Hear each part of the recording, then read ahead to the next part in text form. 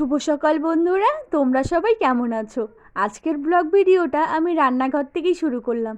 এখানে আলু ভাজা হয়ে গেছে, ভাত বসিয়েছি, আর এই পাশে কড়াইতে আছে। আর দেখো এখনও ভোরের আলো ঠিকঠাক করে কিন্তু ফোটেনি, এখনও চারপাশটা অন্ধকার অন্ধকার, এখনও কিন্তু কেউ ওঠেনি। আজ যেহেতু আমার সকালে তাড়া আছে, সে কারণে আমি উঠে পড়েছি। আর দাঁড়াও কটা বাজে দেখাচ্ছি, এই দেখো 5টা 8 বাজে, তো ঘড়ি ফার্স্ট আছে, এখানে ফার্স্ট দেখাচ্ছে।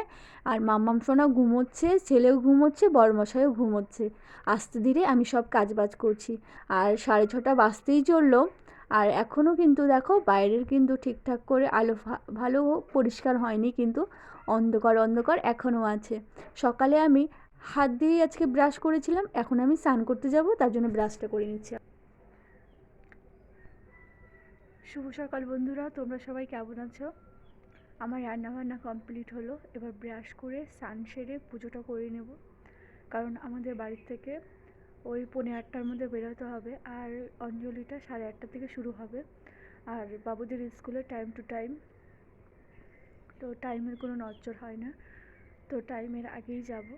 তো সেই কারণে 4টার দিকে অ্যালার্ম দিয়ে রেখেছিলাম, উঠে পড়েছি। আর এই যে এখন রান্নাটা কমপ্লিট করলাম, ডাল করলাম মূলো দিয়ে, আলু ভাজলাম আর বেগুন ভাজা, আর কালকে চচ্চড়ি আছে, মাছ আছে, মাছের ঝোল আছে, হয়ে যাবে। তো চলো আমি চটপট ব্রাশটা করে স্নান সেরে পুজোটা দিয়ে নিই। মাম্মাম শোনা এখনও ঘুমোচ্ছে, তবে উঠে যাবে কিন্তু। তো চলো চটপট কাজগুলো করে নিই। এই দেখো বন্ধুরা, 7টা বাজতে চললো, আমার পুজো হয়ে গেছে। আর বাইরের তুলসী মঞ্চটা ওই দেখো লেপে নিয়েছি, আর ঘরের পুজোও কিন্তু আমার এই দেখো হয়ে গেছে। রেডি হয়ে বেরিয়ে পড়লাম। স্কুলে আজ ছেলের আজকে সরস্বতী পুজো, সেখানেই ছেলেকে অঞ্জলি দেওয়াবো, সেই কারণে সকাল সকাল বেরিয়ে পড়েছি। এখন বাজে 8:45টার মতো।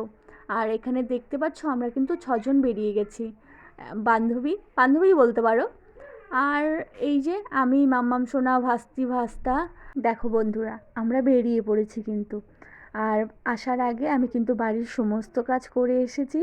তোমাদের দাদাভাই যেহেতু খাবার নিয়ে যাবে, তোমাদের দাদাভাইয়ের খাবারটা আমি সমস্ত কিছু রেডি করে ব্যাগটা সামনে রেখে এসেছি, শুধু ও ব্যাগে ঢুকিয়ে নেবে। আর আমি যখন আসি তোমাদের দাদাভাই তখন কিন্তু উঠে পড়েছিল, বাথরুমে ছিল। আমি সমস্ত কিছু ওকে বুঝিয়ে দিয়ে আসলাম। আর ও যেই মোজা প্যান্ট যেসব জিনিস পরবে, আর ওই গরম জলের ফ্লাস্ক বোতল সমস্ত কিছু টেবিলে রেখে এসেছি। কারণ কি বলো তো, যাদেরকে প্রতিদিন সামনে রেডি করে দেওয়া হয়, তারা কিন্তু হুট করে একদিন নিজে নিতে গেলে একটু বিরক্ত ফিলই করে। আর সে কারণে, আর যেহেতু এখন অভ্যাসে পরিণত হয়ে গেছে, সেটা এখন বলেও লাভ নেই। আর সমস্ত কিছুই আমি রেডি করে সামনে রেখে এসেছি, যতটা পেরেছি সকালে ততটাই রেডি করে এসেছি। আর যতটা বাকি আছে বাড়ি গিয়েই করব। তবে কি বলো তো, বেশি কাজ কিন্তু নেই, এখনো বাড়িতেই আছে, করেই যখন বাথরুমে ঢুকলো তখন। আর দেখো মোড়ের মাথার থেকে আমরা টোটো পেয়ে গেছি। আমরা দাদাভাইয়ের 6জন, তার জন্য রেডি করে দিয়ে এসেছি, সমস্ত কিছু পেয়েও গেছি, অসুবিধা হয়নি। আর দেখো সকাল সকাল এখানে ফুল বিক্রি করছে, আর আমরা দেখতে দেখতে ভোলা মোড় চলে আসলাম। আমরা প্রথমে ভেবেছিলাম তার জন্য একদম স্কুলে ডাইরেক্ট চলে যাব, তো আবার ভাবছি যেহেতু ওই পারে দাদা আছে, এনজিপির ওপারে, তো দাদার থেকে ফোনটা নেওয়ার ছিল, ও সেলফি উঠবে সেই কারণে। তো যখন আমি বলেছিলাম না এদিক দিয়ে যাব, তখন আমার ভাস্তির মনটা একটু খারাপ হয়ে গেছিলো।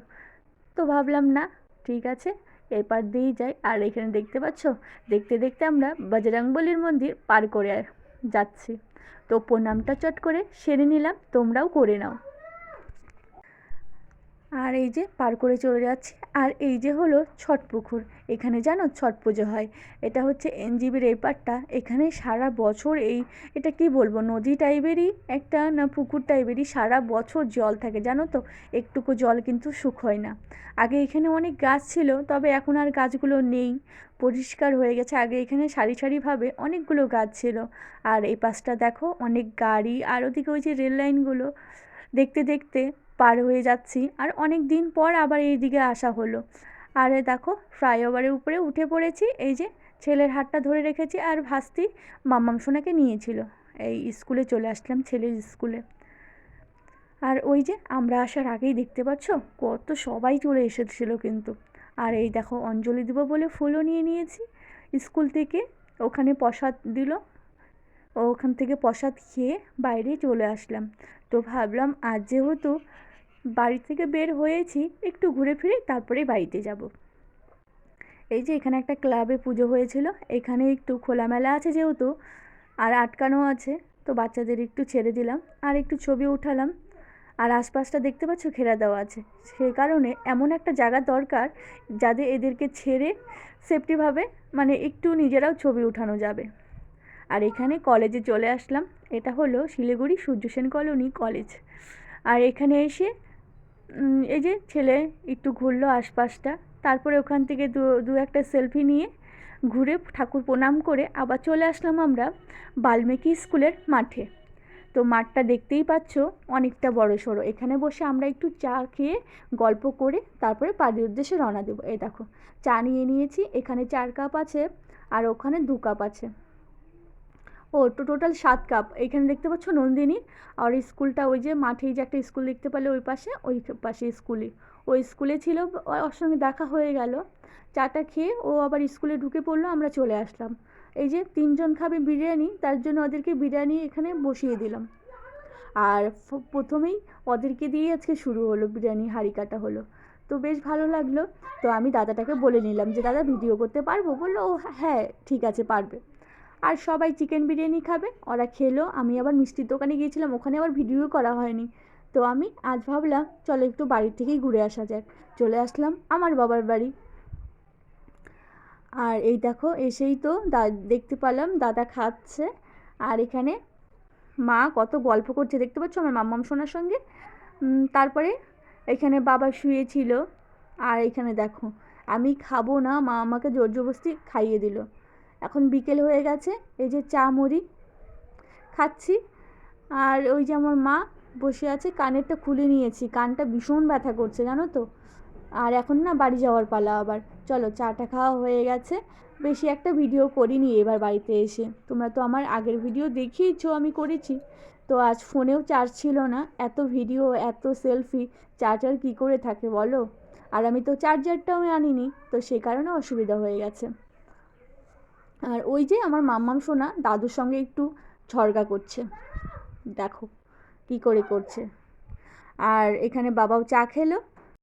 বৌদি গেছে বাবার বাড়ি, সে কারণে কিন্তু আজকে বৌদিকে দেখতে পাচ্ছ না। আর ভাস্তা ওদিকে খেলছে। আর এই দেখো বাবাও রেডি হচ্ছে, কারণ আমাদেরকে একটু আগিয়ে দিবে। আর এই দেখো আমি রাস্তায় চলে এসেছি, রাস্তায় বলতে এটা বাড়ির সামনেই, আমাদের গেটের সামনেই। আর এই দেখো মা আমাকে আগিয়ে দিচ্ছে, বললাম আগিয়ে দিতে হবে না, তবু কে শোনে কার কথা, একটু তো আগেই দিবেই।